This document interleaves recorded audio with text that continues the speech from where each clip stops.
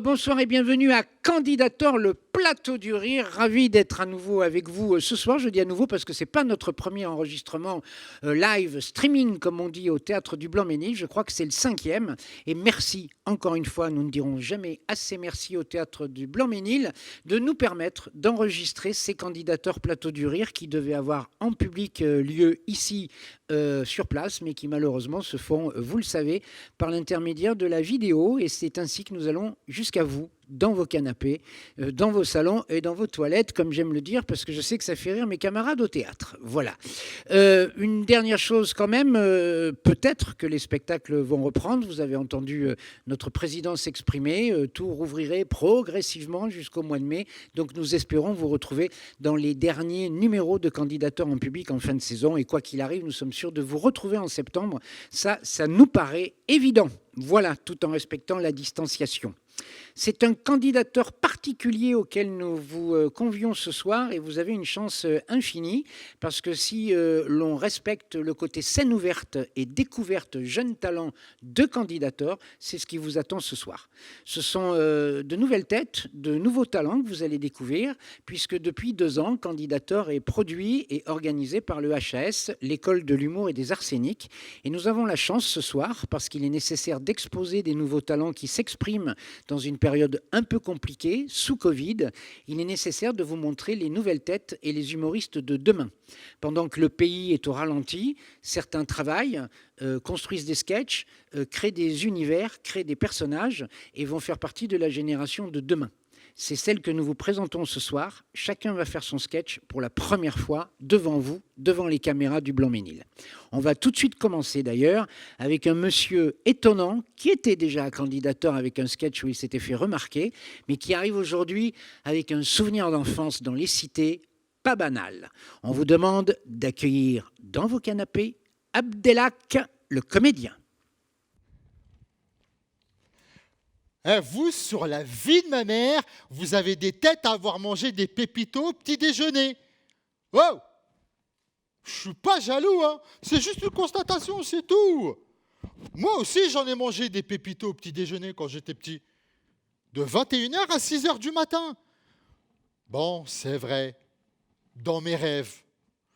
Et ma grand-mère, elle me réveillait, elle me ramenait à la réalité avec son petit déjeuner bien chargé, un bol de chocolat à l'eau brûlante, tellement brûlante, c'est des flammes qui sortaient du bol, accompagné de quelques petits gâteaux du pauvre. Vous savez ce que c'est, vous, les gâteaux du pauvre? Eh bien, c'est un grand sachet transparent de 5 kilos et à l'intérieur, des blocs de biscuits à base de sucre, de sel et de ciment. C'est des biscuits qui ont différentes formes, des ronds, des carrés, des triangles, des rectangles, même des formes de cœur. Et puis sur chaque face, il y a un petit mot. Gâteau, pauvre, c'est la Hesse, je t'aime. Eh oui, et c'est les seuls biscuits que vous retrouvez sur tous les rayons du marché. Rayon gâteau, rayon bricolage et rayon animalerie. Petite parenthèse, s'il vous plaît, les mecs là qui rangent les rayons, arrêtez de mettre ces gros sachets de gâteaux tout en bas de l'étalage. Oui, on joue avec le suspense. À chaque fois, on est obligé de faire « Inch'Allah, il reste des gâteaux ». Non, il n'y en a pas, trop de succès. Et ma grand-mère, elle se permettait de mettre les petits biscuits dans le bol brûlant. Eh bien, vous savez quoi? Ça mettait 30 jours pour fondre et tu avais 1 seconde pour l'engloutir. Sinon, ça fait un bol de ciment séché. Eh oui! Et puis, vous savez quoi? Moi, quand je l'engloutissais, ce bol, avant d'aller à l'école, eh bien, en marchant, j'avais l'impression d'être une bétonnière ambulante. Alors, j'arrivais à l'école. Et avant d'aller en cours, j'allais aux chiottes. Et là, moi, je chiais quoi? Je chiais du mortier, du parpaing et du carrelage. Eh ben, je peux vous dire qu'en sortant des toilettes, je laissais un vrai chantier derrière moi, hein. En parlant de chantier, tiens, une fois, je rentre chez moi avec le ventre ballonné. Et là, je croise Michel, le SDF du quartier. Salut Michel. Il me dit, Abdel, tu sais que l'État, ils m'ont cassé ma baraque. J'ai plus où dormir ce soir, il fait trop froid. T'inquiète, Michel, ma gueule, je suis là. Il reste un peu de béton, tu vas voir. Je vais te régler ça. Pousse-toi. Mais pousse-toi. Ah, paf. Voilà, t'as fait un grand trou. Ouais, ça, c'est la fondation. Pousse-toi, je vais couler le béton, ma couille. Pousse-toi.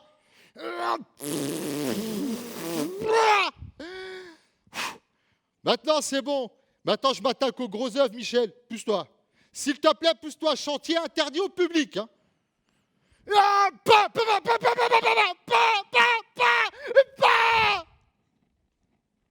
voilà. Eh, tu m'as construit un building. Eh ben oui, Michel, bienvenue à ton building. Ouais. Tiens, en parlant de building, mon ancien voisin, Maurice Bénichou, je dis bien mon ancien voisin, parce que maintenant, Maurice, il est propriétaire de plein de buildings grâce à ses gâteaux du pauvre. Et oui, il les revend à des sociétés chinoises de métallurgie. Et eux, ils recyclent ça en avion, rail de train et même en fourgon blindé. Bah, tiens, en parlant de fourgon blindé, mon voisin Pompouni, le gitan, un jour, c'était la hesse pour lui. Il n'avait rien, pas une thune. Alors, il avait un gâteau dans sa poche et il s'est dit comment je vais faire des sous. Et là, comme par hasard, un fourgon blindé passe devant la cité. Le truc qu'il fallait pas. Il prend le gâteau et là, voilà, il jette le gâteau sur le fourgon, il explose, les billets à l'intérieur, ils brûlent. Et les convoyeurs de faux, ils ont fait un saut de plus de 800 km dans le sud de la France, vers Dunkerque, en bas, tu vois. Et puis, c'est pas tout. Pompouni, il s'est fait interpeller par la police. Eh oui, il est en prison. Tiens, en parlant de policiers, vous savez que le ministre de l'Intérieur, oui, je dis bien le ministre de l'Intérieur, a réquisitionné tous les gâteaux du pauvre pour les recycler en armes de guerre, oui, messieurs, et en plus, et en gilet pare-balles. Finalement, ces gâteaux du pauvre, eh ben, ils sont bénéfiques à tout le monde. Sauf à moi. Moi, je les bouffe tous les matins, j'ai mal au ventre. Oh là là là là. Mais c'est pas ça. Je rentre chez moi, j'étais énervé, dégoûté. Je rentre. Et là, je commence à ouvrir un sachet et je mange. Enfin, je croque.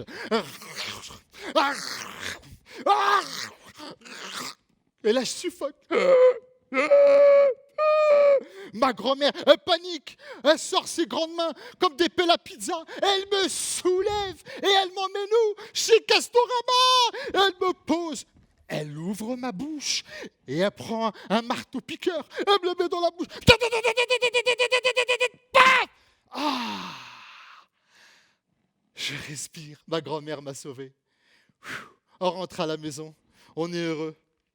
Le lendemain matin, comme si de rien n'était, alors que j'ai failli mourir la veille, ma grand-mère revient avec son petit déjeuner bien chargé, le gâteau du pauvre et le bol avec des flammes à l'intérieur. Là, je me suis dit, oh, moi je suis un rebelle, hein. Moi je me laisse pas faire, hein. Alors là, je regarde ma grand-mère, je dis, hé, grand-mère, pourquoi tu fais ça? Pourquoi tu fais ça? Tu peux pas m'acheter des pépitos comme tout le monde. Et ma grand-mère, elle me regarde, elle me dit, mon fils, je peux pas, j'y fais avec les moyens du bord. Un gros sachet de 5 kilos, ça coûte 1 sou. Regarde, mon fils. Et là, elle ouvre le sachet. Elle me prend un gâteau, écrit dessus, gâteau. Ça va. Et elle reprend un autre gâteau, écrit dessus, pauvre. Ils sont pas bons. Et un autre gâteau, c'est la hesse, là. Et elle me sort un autre gâteau en forme de cœur. Je t'aime. Je t'aime. Je t'aime. Je t'aime. Elle me prend dans ses bras. Oh mon amour, mon amour, mon amour. Oh mon amour, mon amour, mon amour, mon amour. Oh mon amour.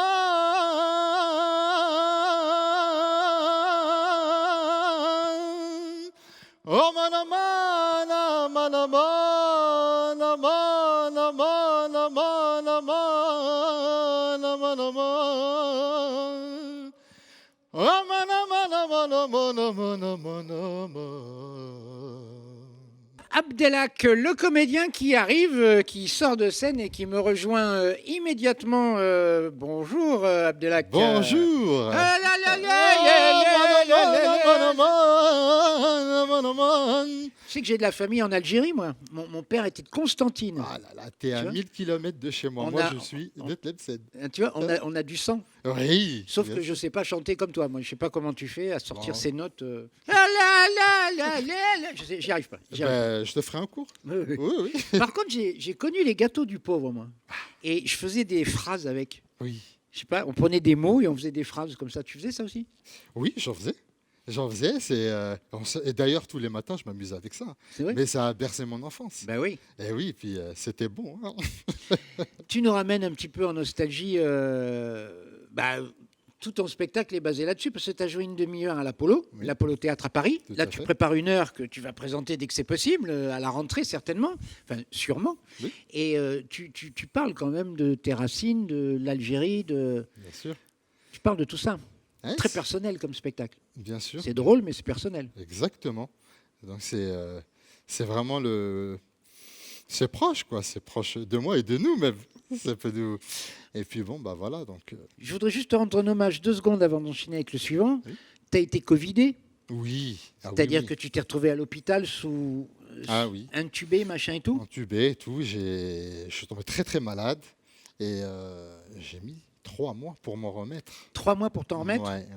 Et ça t'a donné une patate particulière en Oui. sortant. Ah oui. Notamment au niveau de ce que je fais, les sketchs, le point de vue que je pouvais avoir. Enfin, oui, il y a beaucoup de choses que ça m'a... On va dire que le Covid a été un mal pour un bien au final.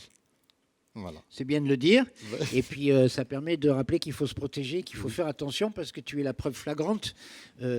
Certes, tu n'as pas 18 ans, mais tu n'as pas 60 ans non plus. Oui, bien sûr. Donc, tu es la preuve flagrante que ça peut arriver à tout le monde et qu'il faut faire attention. Très Voilà. attention. Nous allons accueillir un jeune homme que tu as rencontré au sein de l'EHS, qui fait ses débuts avec nous et qui, à sa façon, amène un stand-up très personnel, puisque c'est un artiste de stand-up qui nous arrive de Toulouse. Et voilà, on vous laisse avec lui parce que les textes sont étonnants. Tu as des fantasmes? Un petit peu. Voilà, Ouais. parce que lui parle des fantasmes, Ah, moi, j'en ai, ouais. mais de Pas mal, ouais. Pas mal, d'accord. Ouais. Mais de fantasmes un peu particuliers. Oui. Voici Nathan. Alors moi, j'habite au 4e étage de mon immeuble et mon ascenseur est toujours bloqué. Ça veut dire que tous les matins, je prends les escaliers et tous les matins, il y a un mec au rez-de-chaussée, pantalon baissé, qui se branle. Monsieur Dumont, ça fait 30 ans qu'il est dans l'immeuble et Monsieur Dumont est connu pour être climacophile. Alors qu'est-ce que c'est la climacophilie? Moi, tout comme vous, je ne savais pas ce que c'était, je me suis renseigné. Et en fait, la climacophilie, les amis, c'est l'attirance sexuelle pour les personnes qui descendent très très vite les escaliers. Ouais. Et j'insiste sur très très vite, parce que moi le matin, je suis tout le temps en retard. C'est-à-dire que pour Monsieur Dumont, je suis son plus grand fantasme. Et ça veut aussi dire que c'est Monsieur Dumont qui bloque l'ascenseur tous les matins. Alors moi, attention, je suis très ouvert d'esprit. Mais un peu vénère, parce que autant que quelqu'un se branle en me regardant, ça ne me pose aucun souci, mais que mon ascenseur soit bloqué, ça je refuse. Ah ça, je dis non. Et un matin, je sors de mon appartement, parce que j'habite toujours là-bas, et je vois que mon ascenseur est débloqué. Donc je me dis, cool, bonne journée qui commence. J'arrive au rez-de-chaussée, pas de Monsieur Dumont, bon ben cool, de l'histoire ancienne, sympa. Donc je sors de l'immeuble pour rejoindre ma voiture, une petite Fiat Punto, une 2006, seconde main, enfin bref. J'arrive au niveau de ma voiture, et là qui je vois? Monsieur Dumont, rebelote, pantalon baissé, avec la bite dans mon pot d'échappement. Donc forcément, là, il y a un rapport de force qui commence à s'installer. Je le regarde, il me regarde, et je vois, attention, que M. Dumont reste coincé à l'intérieur du pot d'échappement. Donc je le regarde, je lui dis, écoutez, M. Dumont, pour l'ascenseur, j'ai rien dit, hein, mais là, il va falloir m'expliquer. Expliquez-moi, M. Dumont, je démarre ce véhicule sur le champ. Hein. Et là, M. Dumont commence à m'expliquer qu'il a une seconde envie, un second fantasme, c'est la mécanophilie. Alors la mécanophilie, moi non plus, tout comme vous, je ne savais pas ce que c'était. Je me suis renseigné. C'est l'attirance sexuelle pour les machines, pour les véhicules, pour les voitures. Hein. Et moi, encore une fois, hein, je vous le dis, hein, je suis très ouvert d'esprit, mais un peu vénère, parce que si j'ai fait le choix d'avoir une vieille voiture, c'est pour ne pas me la faire voler, casser ou baiser ma voiture. Hein. Puis même pour lui, ça ne doit pas être foufou, tu vois, Fiat Punto. Fiat Punto, pas très joli, un seul pot d'échappement. Hein. Même la double peinée n'est pas envisageable. Puis, qu'est-ce que je dois faire, moi, pour me débarrasser de M. Dumont? Je ne sais plus quoi faire pour me débarrasser de lui. Elle est où la solution? Opter pour une voiture électrique parce que pas de pot d'échappement, pas d'excitation, je sais pas. Puis tu vois, je pense que ce qui me gêne le plus dans tout ça, c'est que ce soit un escalier ou une voiture, ça reste du matériel. Hein. J'ai l'impression qu'en fait, on n'a plus besoin de l'humain sur la chaîne du plaisir. Et pourtant, il y a du choix. Ah, il y a même de plus en plus de choix. Hein. On le sait, ça. Il y a de plus en plus de choix. Et moi, je pense que beaucoup d'hommes seraient dans la merde, sincèrement, si les hommes, en tout cas, si les voitures ou les animaux pouvaient parler. Ouais, beaucoup d'hommes seraient dans la merde. Parce que je pars du fait que si tu es prêt à taper une Fiat Punto, mais alors là que tu es prêt à taper une biche. Ah, c'est sûr, une petite biche, hein, une petite biche de salon, mais tu es prêt à taper une biche. Dans l'idée, c'est safe. C'est safe.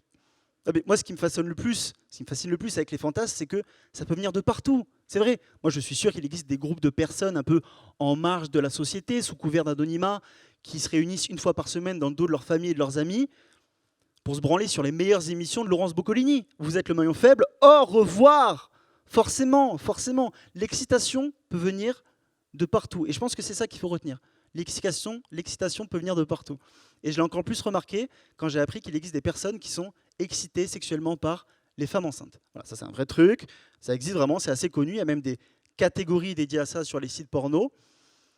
Et j'ai fait un petit peu mes recherches. Et les gens qui sont excités par les femmes enceintes, c'est dans un premier temps dû à la poitrine qui grossit, mais aussi par la production de lait. Ce qui peut se comprendre, hein, parce qu'une femme qui produit du lait, c'est quoi? C'est avant tout une femme pleine de vie, pleine d'envie, pleine de vitalité. Hein. Une femme qui est prête à donner de sa personne pour subvenir aux besoins primaires de sa progéniture et accessoirement arroser nos chocs à pic. Hein. D'ailleurs, le lait, avant ou après les céréales? Moi, je suis très ouvert d'esprit, hein, je le répéterai jamais assez, très ouvert d'esprit. Mais c'est quand je vois ce genre de fantasme que je me dis que tous les fantasmes doivent peut-être pas être assouvis. C'est vrai.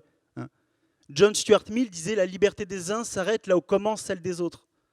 En gros, avant de baisser ton pantalon pour te branler sur une petite foulée dans les escaliers ou un pot d'échappement un peu trop serré, demande-toi si la personne en face de toi est prête à être l'œuvre de ton imagination débordante.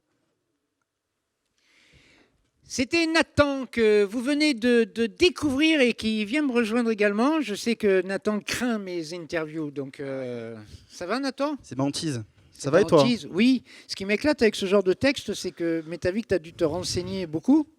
C'est vrai. Tu as dû aller voir un petit peu tous les fantasmes qui existaient. C'est vrai. Mais en fait, c'est plutôt le chemin inversé. Surtout en voyant tous les fantasmes un peu particuliers qui m'a donné envie d'écrire là-dessus. D'accord. Tu as découvert des choses que tu soupçonnais pas? J'ai tout découvert, tout ce que je t'ai dit là, je l'ai un peu tout découvert et il y en a encore des plus cocasses, si je peux me permettre, René-Marc. Est-ce que ça a réveillé tes propres fantasmes? Je pense qu'on est sur quelque chose. Je dirais pas lesquels, j'en évoque 3. Je pense que sur les 3, il y en a peut-être un ou 2 sur lesquels je suis un peu middle. On ne devinera pas lequel. Je disais pas de bêtises en t'annonçant arrivant de Toulouse. Ouais, c'est ça, exact. Tu es de Toulouse? Exact. Je suis né en région parisienne, mais j'ai grandi dans le sud et notamment à Toulouse où j'ai commencé le stand-up. Donc, ouais, et il y a des comédie clubs. Tu avais monté, je crois, une troupe de comédie club ou c'est Alors quoi, non, j'ai des amis qui avaient ouvert leur scène ouverte sur Toulouse. On avait fait 2 dates qui étaient très sympas. Sinon, j'ai commencé moi sur la scène de copains que j'ai découvert plus tard, qui s'appelait le Bout du Comédie. Donc un petit comédie club, mais aussi à la TCN, la Toulouse Comedy Night, et après des petites soirées, notamment qui s'appelait le Duplex, etc. C'était très sympa à Toulouse, qui bouge pas mal pour le stand-up et j'ai hâte Oui. d'y retourner. Toulouse commençait avant le Covid à bien bouger, Ouais. mais reprendra. Tu es venu à Paris pour t'attaquer au Comedy Club parisien, Exact. comme ça que nous sommes rencontrés. Ouais. Malheureusement, tu as à peine tâté le terrain que le Covid Ouais, est ouais, arrivé. Bah, j'ai pu jouer peut-être 2 mois sur Paris, faire les open mic, etc. Et puis après, tout a fermé. Donc, on a Et du hâte. coup, tu es en train de construire ton spectacle à nos côtés. Ouais, petit à petit. Il y a plus la demi-heure qui commence à se dessiner. J'essaie de trouver un peu une suite logique dans tout ça. Et ouais, surtout, je tiens vraiment à trouver quelque chose qui a du sens dans quelque chose de plus long et notamment dans l'heure, quoi. Et est-ce que tu as envie de révolutionner un petit peu le stand-up ou est-ce que ça paraît prétentieux de le dire? Révolutionner, je sais pas. Je pense pas que ce soit la motivation première, mais en tout cas se rapprocher le plus possible de ce que je suis. Donc, il y a plusieurs thèmes que j'aime aborder, notamment pas forcément sur celui-là, mais notamment le fait d'assumer un peu sa sensibilité, avoir peut-être un autre regard sur la masculinité, tout ça. C'est des thèmes que j'aborde et que j'ai envie de continuer d'aborder. Ok. Eh bien, on va découvrir ça au fur et à mesure des 2 années où on va normalement se fréquenter régulièrement. Avec plaisir. Avec Fantasme. Avec beaucoup de fantasmes. Merci. Nous allons accueillir une camarade qui vient de notre horizon. Vous l'avez compris, chacun présente son univers, chacun écrit ses textes et chacun vient avec sa particularité. Vous venez de découvrir la particularité de Nathan, très attiré par les fantasmes. Attention, je ne réduis pas à ça, hein. Je fais exprès pour t'embêter, hein. Mais la jeune fille que nous allons vous présenter a une vraie particularité et elle est née un jour de l'année qui cause un problème et du coup elle en a fait un sketch que nous adorons. Pour la première fois devant vous, voici Marianne. Toutes mes félicitations pour la naissance de votre fille. Elle est magnifique. Hein? C'est votre 4e enfant. Bravo. Hein? Bon, vous avez trouvé un prénom pour que je le mette sur le petit bracelet. Marianne. C'est joli, Marianne. Hein? Que Marianne est-elle jolie. Bon, on est d'accord, pour la date de naissance, je ne vais pas l'inscrire aujourd'hui. Hein? Eh bien, on est le pire jour de l'année. On est le 29 février. Ce jour-là, c'est un peu comme la Coupe du Monde de foot. Il pointe son nez que tous les 4 ans. Alors, écoutez, il est 4 heures du matin. Je l'inscris au 28. Personne s'en formalisera. Pardon? Vous n'aimez pas mentir? Mais c'est pas un mensonge. À 4 heures près, c'est un détail. On n'est pas en train de mentir. On est en train de lui sauver la vie. C'est tout réfléchi? Mais que quoi, c'est tout réfléchi? Mais comment? Hein? Mais les parents de la chambre d'à côté, ils n'ont pas réfléchi, hein, ils ont accepté de suite. Hein? Mais ce que j'essaye de vous expliquer là, c'est que votre Marianne, elle va être emmerdée toute sa vie, que vous avez le pouvoir de changer ça, et pour vous, c'est tout réfléchi? Ou pardon, madame. Pardon, ouais, je voulais pas vous réveiller, mais c'est que j'essaye de convaincre votre mari de ne pas inscrire votre fille au 29 février, mais au 28. Alors... Vous êtes d'accord avec lui? Mais c'est un complot, là. Écoutez, vous êtes fatigué, reposez-vous, je gère. Hein? Ça sera plus pratique. Que quoi, pratique? Ah oui, ça vous fera moins de cadeaux d'anniversaire à faire, ça c'est sûr. En attendant, elle, 3 ans sur 4, elle n'aura pas de bon de réduction de la Redoute. Hein? Mais non, on s'en fout pas de la Redoute. Hop, monsieur, non, vous gardez vos distances. Non, oh, je ne la mets pas au 29, non. C'est votre fille. Ma bataille. Tous les 4 ans, je suis confrontée à cette situation dans cet hôpital. C'est la première fois que des parents me font de la résistance. Donnez-moi une bonne raison de la mettre au 29. Vous ne comprenez pas en quoi elle va souffrir? Je vais vous le dire. Je suis née un 29 février et je ne le souhaite à personne. Déjà, les années 129, moi, je ne fête pas mon anniversaire parce que tout le monde m'oublie. Tout le monde, je n'existe pas. Mais les années avec 29, c'est pire. J'ai tellement la pression pour organiser la teuf du siècle qu'en général, c'est la pire soirée de ma vie. À 21h, je suis bourrée. À 22h, je suis couchée. Et puis, il y a les petits rigolos, les petits rigolos qui vous disent « Ah, t'as 8 ans !» Mais non, j'ai pas 8 ans, j'ai pas 8 ans. J'ai l'air d'avoir 8 ans. J'ai 33 ans, franchement, j'ai mon permis, j'ai mon bac, j'ai fait des études, là. Votre Marianne, vous voulez que dans 33 ans, elle ait 8 ans? Non. Et puis, il y a Facebook aussi. Parce que sur Facebook, moi, la première année, j'ai pas eu d'anniversaire. Et la deuxième année, qu'est-ce qu'ils ont fait? Le 28 février, ils ont écrit « Demain, c'est l'anniversaire de Corinne » et le 1er mars, hier, c'était l'anniversaire de Corinne. Alors voilà, et la troisième année, pompon sur la Garonne. Le 28 février, j'ai eu 30 ans et le 1er mars, j'ai eu 31 ans. Moi qui n'ai jamais d'habitude, jamais d'anniversaire, là, j'en ai eu 2 pour le prix d'un. Super. Et il n'y a pas que. Mais non, il n'y a pas que. Parce que si j'existe pas socialement sur Facebook, j'existe pas non plus administrativement. Parce que les impôts aussi, ils m'oublient. Et les impôts, ils te retrouvent toujours. Ils te perdent et ils te retrouvent. Et moi, ils me demandent de faire 2 déclarations et de payer 2 fois. Alors chaque année, j'y retourne. C'est mon petit pèlerinage personnel. Je finis par les connaître. Salut Sylvie, salut Jean-Marc. Je vais même à leur pot de départ. Et là, je leur explique. Ils mettent le 29 février dans l'ordinateur plante. Et après 3 essais, ils me demandent de choisir une autre date parce qu'ils n'ont pas celle-ci dans le système. Je n'existe pas dans le système.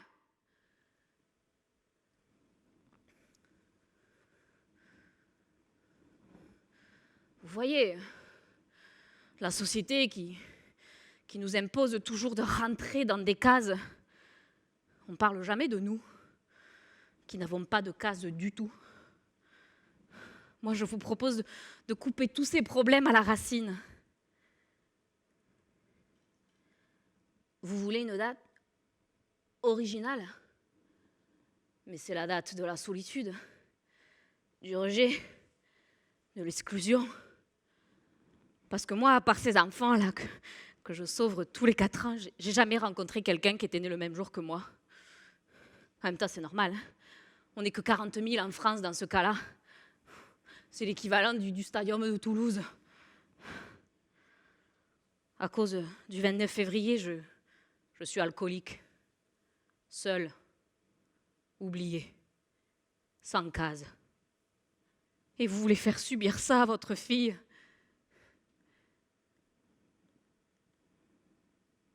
Je ne vous ai pas convaincu. Je l'inscris alors. Je suis désolée.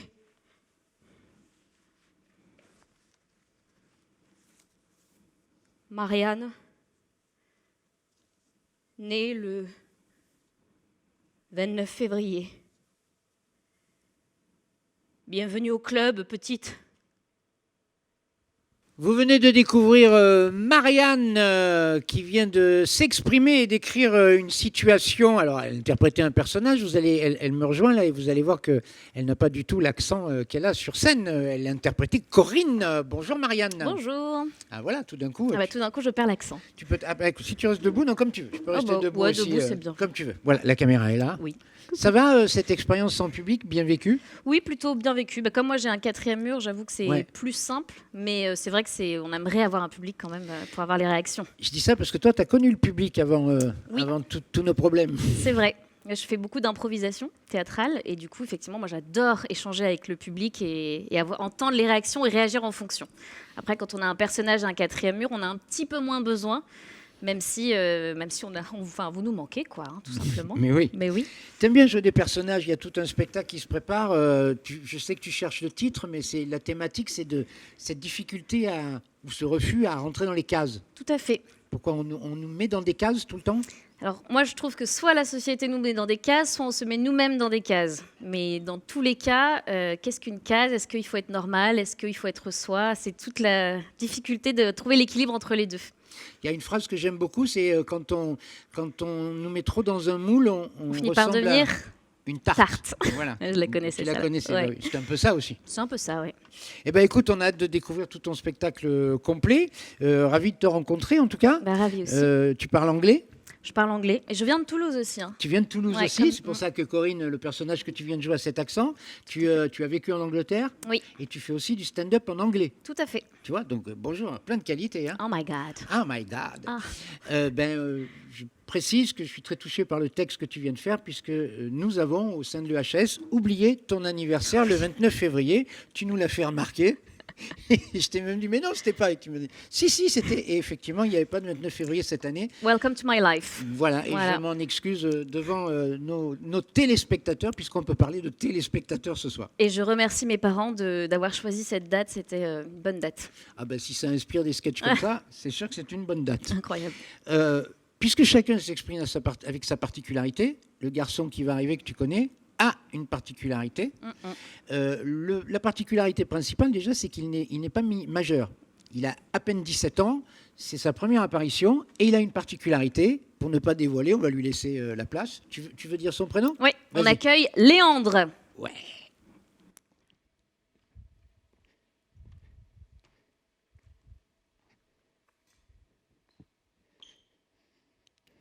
Je suis chauve. De tout le corps. Du coup, j'ai froid. Je suis allé voir un médecin qui m'a dit que j'avais une alopécie. Et comme je connaissais pas, j'étais voir sur Google et je peux pas en mourir. C'est bon. Et les boules, quoi. En gros, ça veut dire que je suis chauve à 17 ans. Et c'est tout. Mais ça veut aussi dire que si je dis pas aux gens que c'est pas grave, c'est grave. Dans tous les cas, il me faut une raison valable. Moi, si je demande à un mec pourquoi il a plus de bras et qu'il me répond parce qu'en voiture, je suis au milieu, je m'en bats les couilles. J'ai une tête de cancéreux sans les avantages. Et moi, je déteste les inégalités. Donc, après réflexion, j'estime que je mérite d'avoir une carte d'invalidité. Parce que les handicapés ont des avantages. C'est vrai que leur toilette. Quand tu as un T3 pour poser ta pêche, t'es quelqu'un. En fait, je pense que je veux cette carte pour justifier et amplifier les avantages. Avantages que j'ai déjà, parce qu'en plus d'avoir cette tête, je suis blanc. I got the power. Par exemple, mon avantage premier en ce moment, c'est que les gens m'écoutent sans jamais me contredire. La dernière fois, je vais au kebab, parce que je suis un fou, tu sais. Donc, je me rends dans le kebab, sauf que j'ai que 1 euro, mais j'ai quand même faim. J'arrive dans le Grecos, je pose la pièce de 1, j'enlève ma casquette et je dis au mec oui, moi. Ce qu'il a fait, j'ai plutôt bien mangé, alhamdoulilah, mais je me rends bien compte que certains d'entre vous m'ont reconnu. Pour répondre à votre question, oui, c'est bien moi. Le mec sur un ligne place avec un tuba Décathlon sur les paquets de Malbac. Regarde. Je me tue. J'ai une tête de prévention. Mais du coup, les gens m'utilisent beaucoup. Tu sais, ils pensent que leur message passerait mieux avec ma tête, pour exemple. Et une fois, je marche dans la rue et je vois une dame qui tire son fils par la main et qui lui dit tu vois, Jordi, le monsieur là-bas, là. Oui, Jordi, je parle. Tu veux lui ressembler? Non, tu veux pas lui ressembler, Jordi. Alors on arrête de voler des clopes à maman. T'as de cul qui sent la savate, enfoiré. Et je dois avouer que ça m'a un peu chamboulé, parce qu'il s'appelait Jordi. Et il lui reste sûrement des années à vivre après ça. Donc je m'approche quand même de la petite famille. Et je vois la mère qui écarte son fils en me faisant comprendre que je suis sûrement contagieux. Et je sais pas ce qu'il m'a pris. Je fixe l'enfant et je lui dis embrasse mon crâne, enfant de Satan! Alors là, vous allez me dire oui, mais Léandre, ça n'a rien à voir avec la situation. Je sais. Mais je m'ennuie. Et puis de toute façon, je sais qu'il a kiffé aujourd'hui. Je le sais parce que depuis que j'ai cette maladie, on m'invite aux soirées pour me faire comprendre que t'es comme nous, Léandre. C'est pas des poils qui vont définir qui tu es. Non, dis pas ça, Léandre. Bah si. Un balai sans poils, c'est un bâton. Les gens aiment beaucoup trop m'embrasser la tête, le corps. J'en déduis que j'ai du goût. Hein. Mais cette lisseur m'a valu un aérodynamisme plutôt conséquent. Pas pour me vanter, mais je marche un peu plus vite que la moyenne, quoi. Je vous ai dit que je baisais comme un loup. Ma maladie m'offre beaucoup de facilité avec les femmes, car une majorité d'entre elles avouent avoir un certain fantasme pour la communauté chauve. La dernière fois, je vais en soirée, parce que je suis un fou, tu sais. Donc, je vais en soirée, je commence à parler avec une dame. Et il y a un bon feeling. Puis surtout, j'ai les crocs. Hein. J'ai pas mangé depuis longtemps, ça gargouille. Je parle avec cette dame, et au fur et à mesure de la discussion, elle me dit « Putain, j'aimerais trop coucher avec un chauve. N'en dis pas plus. Ouais, pas avec toi, Léandre. J'ai pas envie d'en profiter. Ah bah si, profites-en parce que tu m'emmerdes là. Allez, s'il te plaît, en plus, permettrait de respirer un peu avant de partir. Ouais. Partir. Maintenant. Fracasse-moi le Marcel, bad boy. Donc, sur les ordres de madame, on couche ensemble. Le coït dure d'innombrables minutes. Et parce que le chauve est robuste. Le chauve n'a pas peur. Le chauve ne se défile pas. Pas comme tous les loulous là, qui vont faire des greffes de cheveux en Turquie. Bande d'enfoirés, putain. Mais est-ce que les handicapés, on leur greffe des roues là, à la place des hanches? Non. La journée passe. La nuit plutôt. Le lendemain matin, je recroise cette dame à la boulangerie entre deux croissants. Elle vient me voir et elle me dit Ah, Léandre, tu es là. Enchanté, tu. Comment vas-tu? Bah, aussi bien que toi, apparemment. Je sais pas, tu devais pas partir? Non, tu m'as sauvé, mon héros. Regarde, ça repousse. Aurais-tu mis de l'engrais? Cachotière, allez, va, file. Championne. Et pendant qu'elle est en train de se rendre compte que je l'ai niqué, 2 fois, je vois un mec qui rentre dans la boulangerie, qui double tout le monde. Déjà juste, waouh, juste ça c'est dégueulasse, c'est à lui d'attendre, il est déjà assis. Et je le vois là, Mario Kart dès le matin, il double tout le monde et juste avant que je le rattrape pour lui dire que moi aussi je suis malade, mais que je fais quand même l'effort d'attendre comme tout le monde, il se retourne vers moi, me montre sa carte d'invalidité et il se casse. Et c'est à ce moment-là où j'ai compris 3 choses. Premièrement, il me faut cette carte à tout prix. Deuxièmement, les handicapés, heureusement que... Et troisièmement, j'ai ni cils ni sourcils. Surprise. Je peux pas être énervé. Putain. Il s'est barré avec notre sac, enfoiré. Ça te fait rien, toi, Léandre. Là, t'es là comme un glandu, ça t'en branle pas une, quoi. Ah bah si, je suis... en colère, là, cette histoire. Ah là là. Et même si un jour je veux des enfants, regarde cette tête, comment tu veux être crédible? J'ai des bourrelets de crâne, voilà, regarde. On dirait un gnocchi. Vous venez de découvrir Léandre, 17 ans, qui arrive, qui vient me rejoindre. Je dis exprès ton âge. Hein. Ouais, 17 ans. Oui, c'est bien ça. Hein. Ouais, c'est... Tu as eu 17 ou tu vas avoir? J'ai eu 17 ans. Tu as eu 17 ans. Je suis un grand garçon maintenant. Tu files, oui. Bah, à en voir tes textes, il y a une maturité qui s'installe qui nous surprend tous. Écoute, j'ai envie de dire, quand on a cette tête-là, si on n'est pas un minimum mature, on a envie de se faire chier, quoi. Du coup, il faut de l'autodérision, quoi. Il semblerait que tu aies tout compris. Tu as décidé de parler de ton problème, qu'on n'est pas un finalement. C'est ce que tu es en train de dire. C'est ça, ouais. Mais c'est ta particularité. C'est ma particularité, ouais. Le fait d'en rire, ça permet d'oublier? Ça permet pas d'oublier, non. Ça permet juste de détraumatiser la chose. Et puis, il n'y a pas qu'une manière de vivre un drame, même si c'en est pas vraiment un, quoi. On peut aussi en rire comme ça. Ton spectacle va raconter ton histoire? Ouais. À travers un personnage que tu es en train de construire, bien entendu, une version exagérée de toi-même. C'est ça. Et tu vas nous faire rire avec, si j'ai bien compris, les aventures de ce garçon atteint d'alopécie. C'est ça. Ça s'écrit comment, alopécie? Alors, je l'ai, mais je sais pas l'écrire. D'accord. Donc, Moi, c'est j'ai ça. tendance à écrire H-A-L-O. Je sais P-E-C-I-E. je saurais pas J'en sais rien te- du tout, je me suis même pas renseigné. Et j'espère que tu as raison, parce que sinon, la honte. C'est à vie, l'alopécie ou... C'est. Je sais pas. Mais il y a 1 an, j'avais des cheveux. Hein. Oui, je sais, il y a Ouais. 1 an, tu as tes cheveux. Et là, c'est à vie, c'est à vie. Ça peut repousser. Ça peut repousser. Et j'espère pas, parce que du coup, maintenant. Du coup, tu es dans la merde je avec suis tes dans la merde sketchs. avec les sketchs. C'est ça? Bien sûr. Je veux bien te croire sur le charme avec les femmes. Hein. Ah, ça. Ah, ça, j'ai des amis effectivement chauves. Ouais. Bruce Willis m'a raconté. Ouais. Beaucoup m'ont raconté. J'ai des amis importants. Ah oui, tu m'avais dit, ouais. Je ne savais pas que Bruce Willis était mon ami. Ben, je savais pas que Bruce Willis te connaissait tout court, en fait. Très bien, je te l'annonce. Mais yes, je suis hyper content. Je pense que tu peux être fier. Voilà. Si c'est pas drôle ce que je fais, il faut le dire. Hein. Bah, c'est mi-drôle, mais je rigole par respect plus. D'accord, ok. Très Pas bien. parce que j'ai peur de toi, ça n'a rien à voir. J'imagine bien, Léandre. Tes parents te découvrent pour la première fois ce soir en vidéo. C'est ça, ouais. Ouais. On est là, hein. Enfin, Oui, ça va. Mais je sais qu'ils sont à fond avec toi. Je les salue d'ailleurs parce que aider son jeune garçon qui veut se lancer dans l'humour, c'est quand même vachement sympa, chers parents. Nous allons accueillir une jeune fille que tu connais Que je connais bien, ouais. parce qu'elle est à l'EHS avec toi. C'est ça. Et elle est bien barrée. Hein. Elle est bien nickel, là. Let's go. C'est Oui, parti. oui, on y va. Ouais. Elle a un humour un peu trash, mais c'est ce qui fait sa particularité. Elle a créé son univers. Son univers est drôle, caustique, très poétique, mais enfin, on vous la présente. Elle s'appelle Marion. Vous êtes chou, hein. Ma mère l'est beaucoup moins. Elle m'a dit il faut à tout prix congeler tes ovules avant qu'elles soient périmées, hein. Je veux pas les congeler, je suis frileuse.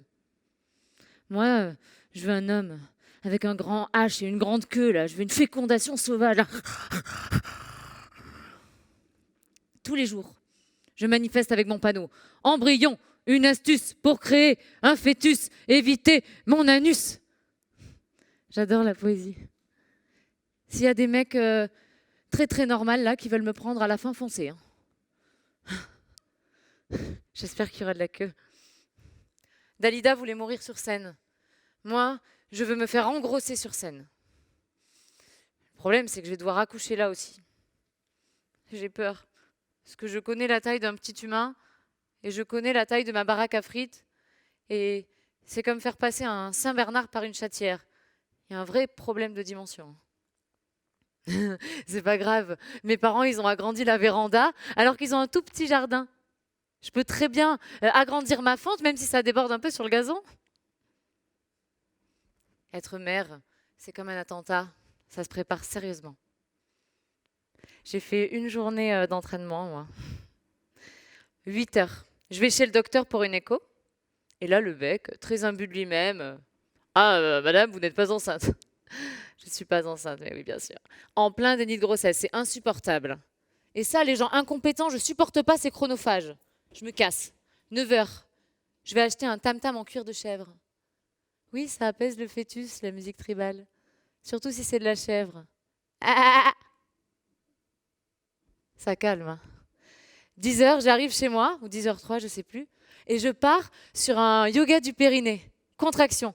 Hop, hop, hop, hop, hop. Sur ce hop-là, je vous jure, hein, j'entends le voisin qui tarte la voisine. Et ça, c'est non. Je sonne. Bonjour.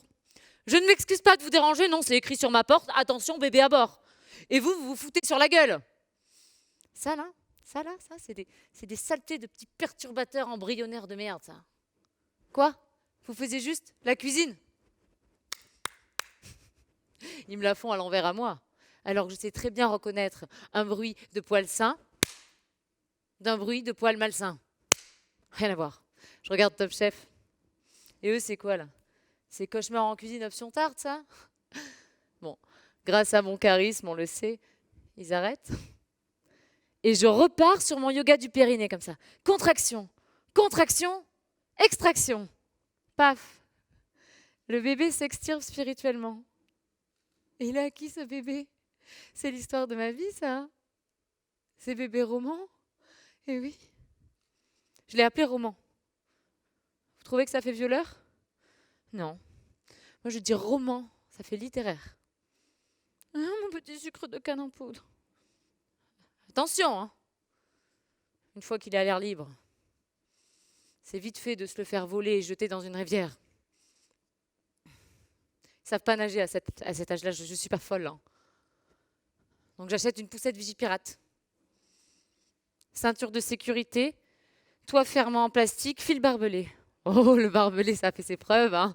Personne brave du barbelé. C'est prouvé, c'est une étude allemande. Donc là, je vais passer mon permis poussette. Je vais au supermarché. Slalom entre les vieux. Dérapage rayon banane. Accélération champignon. Il y a un klaxon. Point mort, frein à main. Frein à pied. Au rayon du diabète. Ah, je ne sais jamais quelle race de gâteau choisir. Et là, je vois des BN, mais des BN qui sourient jusque-là. J'attrape le paquet, je sors du magasin, je parle un peu avec le premier BN du paquet. Comment ça se passe? Pas trop serré, la coloc avec...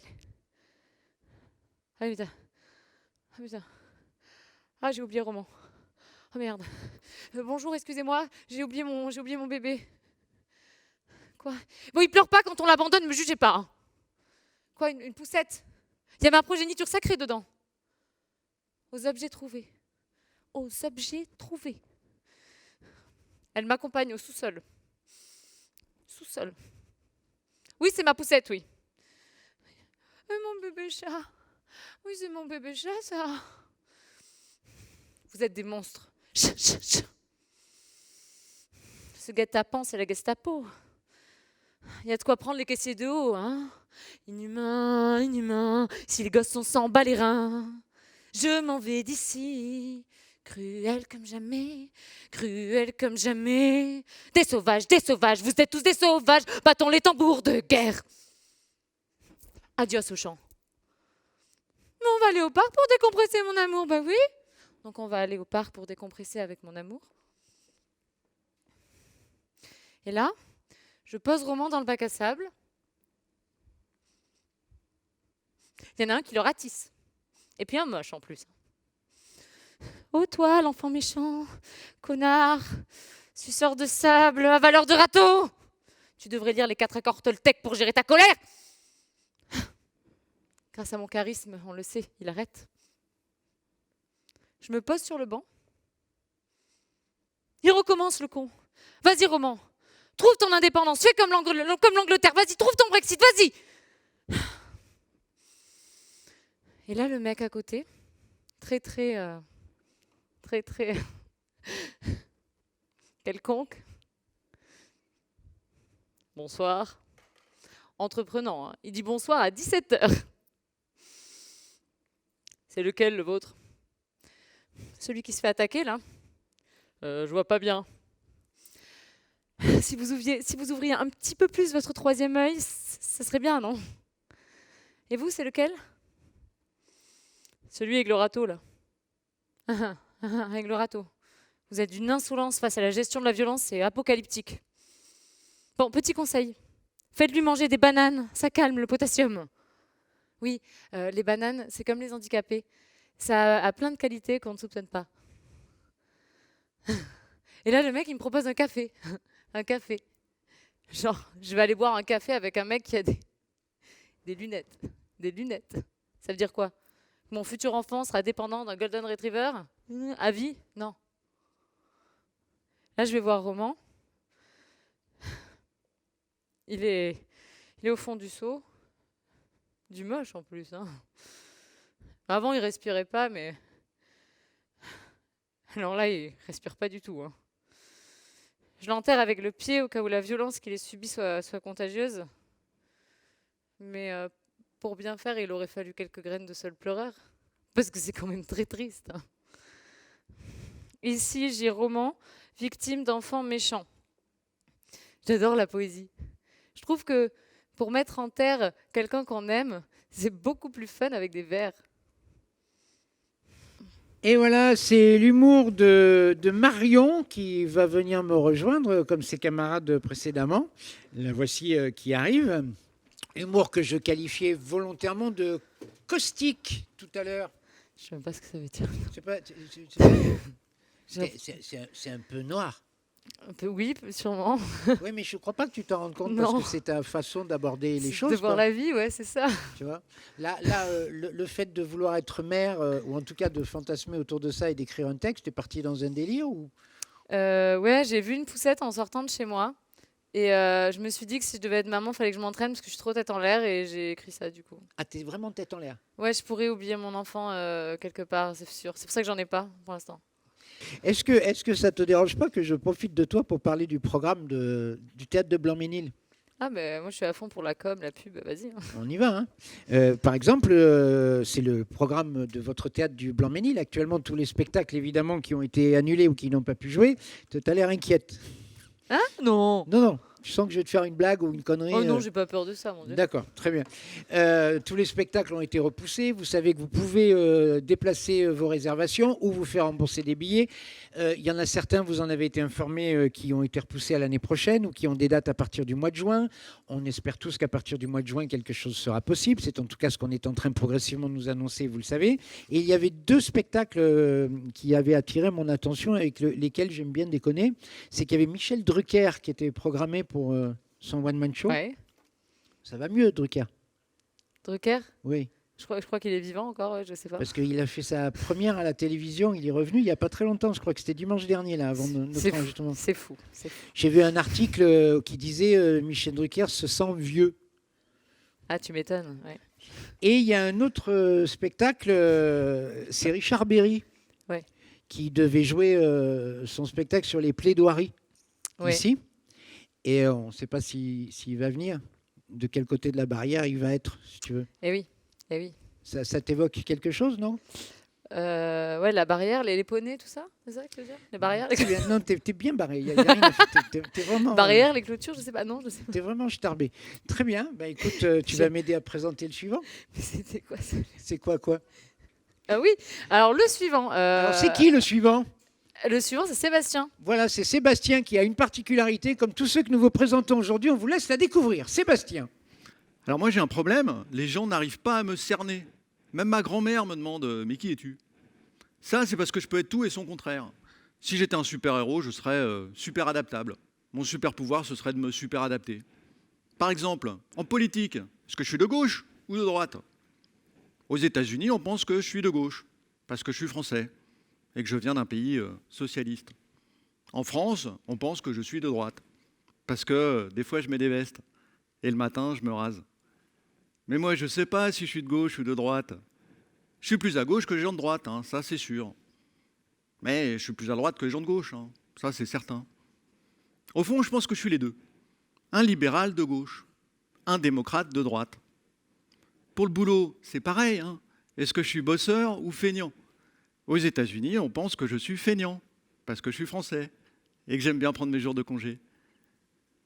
En France, on pense que je suis bosseur, parce que je travaille le week-end et les jours fériés. Mais moi, je ne sais pas si je suis bosseur ou feignant. Je suis plus bosseur que les feignants, ça c'est sûr. Mais je suis plus feignant que les bosseurs, hein. Ça c'est certain. Au fond, je pense que je suis les deux. Un bosseur feignant, ou un feignant bosseur. Enfin, vous le voyez bien, le modéré c'est chiant, on n'arrive jamais à le foutre dans une case. C'est ça qui énerve les gens. Ça me rappelle ce DJ allemand là, Eddie Tonek. Vous connaissez, non? Peut-être chez vous. Un pro de la musique électronique. Le soir, il est DJ, et la journée, il est dentiste. Je me demande comment ça se passe quand il arrive au boulot et qu'il se gourre. Le matin, il arrive dans son cabinet de dentiste, il met l'ambiance hein, avec ses disques cutting edge. Les secrétaires hurlent sur les tables. Ouais! Le soir, il arrive dans sa cabine de DJ, il met aussi l'ambiance avec ses roulettes de dentiste, hein, cutting edge. Les danseuses hurlent sur les tables. Ah! Non, il ne faut pas qu'il se gourre. Hein. Ce type, il est un peu comme moi, parce que moi aussi, j'étais DJ à Ibiza, donc j'étais plus fun que si j'étais moins sérieux. Mais j'étais aussi chercheur à l'université, donc j'étais plus sérieux que si j'étais moins fun. Enfin bon, vous comprenez quoi. C'est pas de ma faute, moi, si je suis modéré. Ça vient de mes parents. Mon père me disait toujours, vas-y, fonce. Ma mère me disait, on n'est jamais trop prudent. Donc moi, j'ai pris le juste milieu. En vrai, être modéré, ça s'apprend. Je suis allé à l'université de la modération. Je me suis fait plein d'amis là-bas. Hein. Alors je tiens à dire que je suis beaucoup moins modéré que certains de mes amis, hein, qui sont des radicalistes, hein, des fanatiques, des extrémistes de la modération. Ils contredisent immédiatement une opinion par une autre. Par exemple, le Covid, la vaccination avance bien. Mais bon, on ne sait pas si les vaccins sont efficaces. Le réchauffement climatique, on peut en inverser les effets. Mais bon, en pratique, c'est sûrement déjà trop tard. Une opinion et son contraire. Mais dis-moi, au lieu de me donner une opinion et son contraire, est-ce que tu voudrais pas plutôt fermer ta gueule? Non, c'est vrai, le modéré, c'est chiant. Hein. Il y a des pays où il y a beaucoup de modérés, comme la Suisse. Alors là-bas, il n'y a pas de manifestation d'extrême gauche, pas de manifestation d'extrême droite, on s'emmerde. Le modéré, c'est forcément un être humain. Un chien qui serait modéré, par exemple, ça ne marcherait pas. Hein. Il aboierait à moitié, il mordrait à moitié les gens, il sera à moitié propre, hein. Une fois il pisse dehors, une fois il pisse dedans. Non, ça ne va pas. C'est à l'adolescence que ça a vraiment commencé. Je ne pouvais pas m'empêcher de me modérer. Je me modérais plusieurs fois par jour. Hein. Ça me prenait comme ça une grosse envie de modération et j'étais obligé d'aller m'enfermer dans ma chambre pour me modérer. Heureusement, depuis, je me suis soigné. Hein. Alors pour me démodérer, je pratique des sports extrêmes, comme le snowboard, le surf, le kitesurf, mais avec modération, bien sûr. Je respecte toutes les règles de sécurité. Je ne fais pas de hors-piste. Je me suis même jamais rien cassé. Non, je suis un sportif extrême modéré. Je dirais même que je suis un sportif extrême extrêmement modéré. Hein. Ou alors c'est mon côté Gémeaux. Hein, comme tous les Gémeaux, je peux être tout et son contraire. Mais je pense que tout le monde peut être tout et son contraire. En fait, être modéré, c'est un peu être comme un équilibriste sur un fil. Hein. Tu avances avec ta perche, un coup à droite, un coup à gauche, mais surtout, tu avances pour pas te casser la gueule. Garder son équilibre pour ne pas tomber dans les extrêmes. Non, je dois avouer, hein, être modéré, ça me correspond bien. Je suis plus à gauche que si j'étais moins à droite. Je suis plus à droite que si j'étais moins à gauche. Au final, je suis plus modéré que si j'étais moins extrémiste. Finalement, hein, en définitive, à bien y réfléchir, tout compte fait, tout bien considéré, hein, toute chose étant égale par ailleurs, être modéré, c'est pas si mal. Alors soyons tous modérés. Enfin, modérément, bien sûr. Hein. Soyons tous modérément modérés. Enfin, peut-être pas tous quand même. Ok, soyons presque tous modérément modérés. Merci. C'était Sébastien le modéré, puisqu'il le dit lui-même. Bonjour Sébastien. Bonjour René-Marc. Oui, le modéré, c'est un thème. C'est un thème. C'est Ça une correspond à ma personnalité aussi. Ouais. Oui, c'est une réalité. C'est parce qu'on t'a souvent dit que tu prenais pas parti. C'est parce que les gens ont du mal à me cerner pour de vrai. Et du coup, tu as eu l'idée d'écrire ce sketch. Du coup, j'ai eu l'idée de d'écrire ce sketch. Ouais. Et il y a peut-être tout un personnage Derrière, qui va développer cette effectivement- thématique. Effectivement, c'est un point de vue que j'ai sur beaucoup de sujets, donc je développe le spectacle à partir de ça, sur ce sujet-là. Alors, je précise que tu as vraiment vécu à l'étranger plus d'une fois, Ouais. aux États-Unis et tout, que tu voyages beaucoup. J'ai habité 12 ans à l'étranger, j'ai eu la chance d'habiter 12 ans là-bas. 12 ans à l'étranger, Enfin, que 8 tu ans aux as, c'est États-Unis. vrai, été DJ, Oui, que tu as aussi été dans les affaires, oui, j'ai fait un peu tout. tu as J'ai fait un petit peu tout, essayé de trouver mon équilibre en fait. et j'ai bien compris. Voilà. Et puis là, c'est l'humour. Oui, bah, ça me correspond parce que j'ai toujours été. J'adore l'humour et j'ai toujours été très attiré par ça. Donc voilà, c'est. Il y a une écriture assez punchline. Il y a une écriture assez punchline. Je fais plutôt du stand-up, effectivement. On verra comment ça évolue. Hein. Moi, Oui, c'est que bien le sûr. début. En tout cas, on n'est pas inquiet, tu as une trouvaille. Merci. Ce personnage, c'est une trouvaille. Merci beaucoup. Tous ceux qui viennent nous voir, d'ailleurs, ont une particularité. On a passé des sketchs ce soir, toute une génération qui est à tes côtés à l'EHS et qui présente ses particularités. C'est vrai. Mais celui qui va terminer ce programme, on ne sait pas trop quelle est sa particularité, si ce n'est qu'il- Samuel. Voilà, c'est Samuel, et si ce n'est qu'il trouve des sujets auxquels on ne s'y attend pas. Et on préfère que vous le découvriez, parce que c'est Samuel, quoi. Il n'y en a qu'un, c'est lui. Donc on y va, on le dit ensemble. On y va. Samuel. Je t'aime, Géraldine. Je t'aime. Mais je peux pas te laisser dire ça. Non. Je suis pas d'accord. T'as énormément de chance, c'est juste que tu t'en rends pas compte. Regarde, professionnellement, t'as besoin d'un push-up et d'un col-V pour te faire embaucher. Bah si. Bernard, de nous deux, c'est pas moi hein, qui va choisir pour lui ramener sa petite tasse de café tous les matins. C'est toi. Et alors? Mais c'est pas tout. Il te suffit d'un seul cours d'éducation sexuelle au collège pour savoir comment obtenir une augmentation. Moi, on m'augmente pas, Géraldine. Bah non, ça leur coûte 2 fois plus cher. Je crois que tu comprends pas très bien ce que je suis en train de te dire. En plus de ça, On t'offre généreusement 3 mois de vacances à chaque fois que tu ponds un gosse.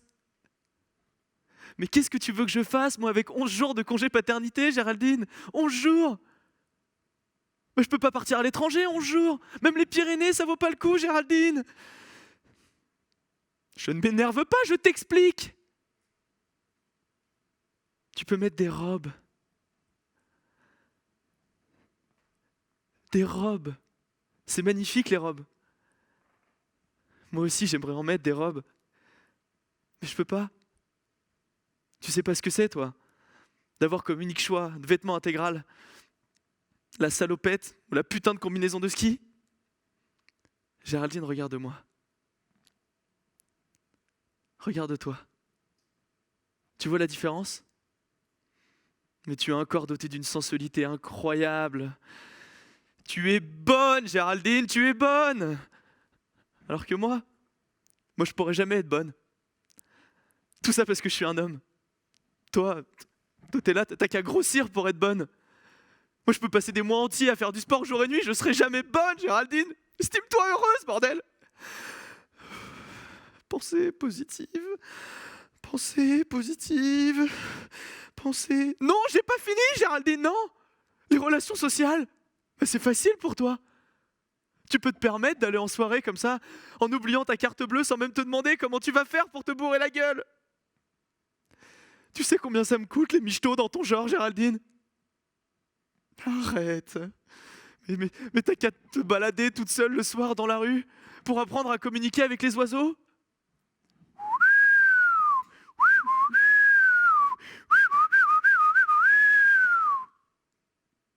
Et moi aussi j'aime les animaux, Géraldine. Mais on vit pas tous dans le monde de Narnia, bordel!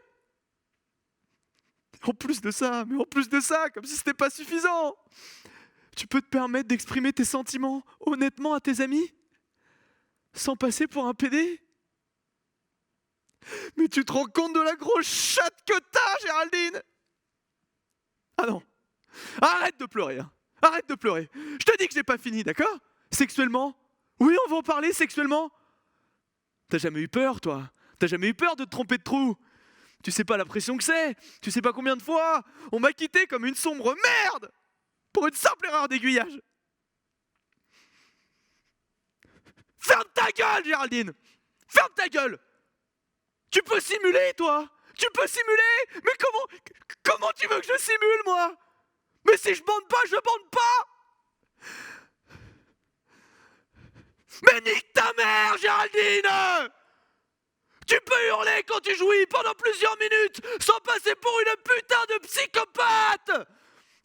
Mais tu sais combien de fois moi on a voulu m'interner pour un simple orgasme un peu trop expressif! Ah! Allez, va-t'en, Gégé, va-t'en! Mais d'abord,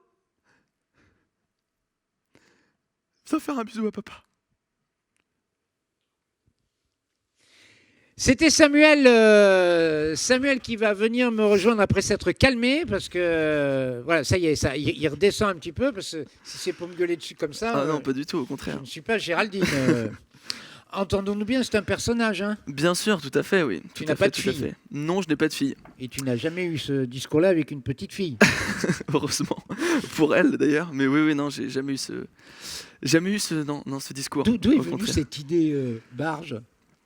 Alors de base c'était vraiment cette question du genre, pourquoi est-ce que je suis un homme?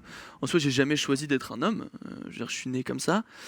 Et donc j'avais fait un texte là-dessus, et puis c'est vrai qu'en rajoutant un prénom et en m'adressant à quelqu'un particulièrement, ça rendait la chose encore plus marrante et drôle. Donc je me suis dit, bah, pourquoi pas continuer sur cette voie-là, et d'où est née Géraldine, et ce prénom me fait assez rire. Oui. aussi. En découvrant ce sketch, je te l'ai dit d'ailleurs, ça m'a fait penser, j'imaginais ça dans la bouche de Guy Bedos, et Guy Bedos aurait très bien pu jouer ce genre de sketch. C'est flatteur ce Ah que ouais, je te bah, dis. c'est Hein. très flatteur, oui, merci. C'est peut-être un beaucoup. futur tube, ce sketch, t'en sais rien. Peut-être, j'espère. En tout cas, je vais toujours travailler pour un jour que ça le devienne. En tout cas, j'espère. Alors toi, tu construis un spectacle à nos côtés. Tout à fait. Tu cherches l'originalité, tu cherches. T'es assez pointillé au niveau du travail. Hein. Oui, oui, bah, pour moi, c'est des valeurs qu'on m'a transmises depuis petit.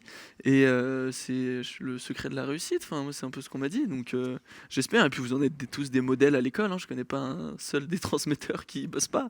Oui, Donc, ça, on est voilà. bien d'accord. Tous tes camarades qui vont venir saluer avec nous là pour le final ont tous présenté quelque chose qu'ils ont écrit. C'est ton cas. Tout à Vous êtes fait. tous en train d'écrire quelque chose et vous êtes tous en train d'écrire quelque chose depuis quelques mois avec nous, depuis que le Covid s'est installé, sans réaction publique.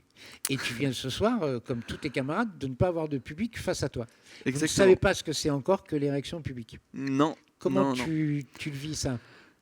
C'est frustrant, parce que c'est vrai que pour tester c'est compliqué. Ouais. Donc on a les copains de la classe qui sont là pour réagir, mais c'est pas très diversifié.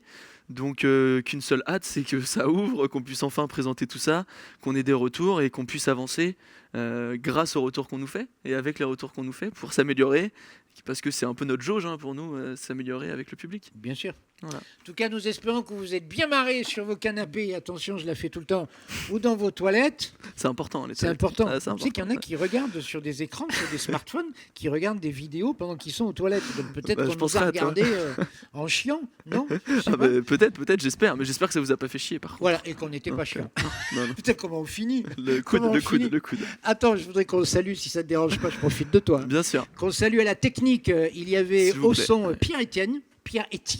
Et Il tous y a- adorables, hein, très important, Adorable. tous adorables. Tu confirmes, trop hein, l'équipe gentils. du Ah, théâtre ouais. de Blanc-Ménil Merci à d'enfer, eux, hein. un grand merci. Il y avait Alex à la lumière, il y avait Mehdi à la régie plateau. Oui. Tu vois, bon, il n'avait pas grand-chose à installer aujourd'hui, mais il était à la Le régie- tabouret, quand il même. était à la régie plateau.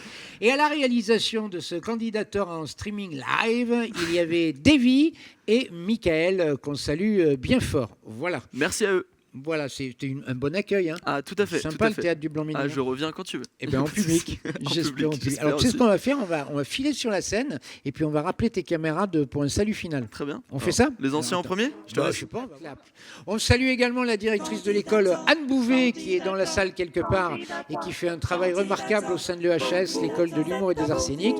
Merci à vous, c'était votre première expérience, c'est l'occasion de vous montrer. À moi? C'est à vous. C'est à moi, t'as vu? C'est à vous. Non mais attends, c'est à moi quoi.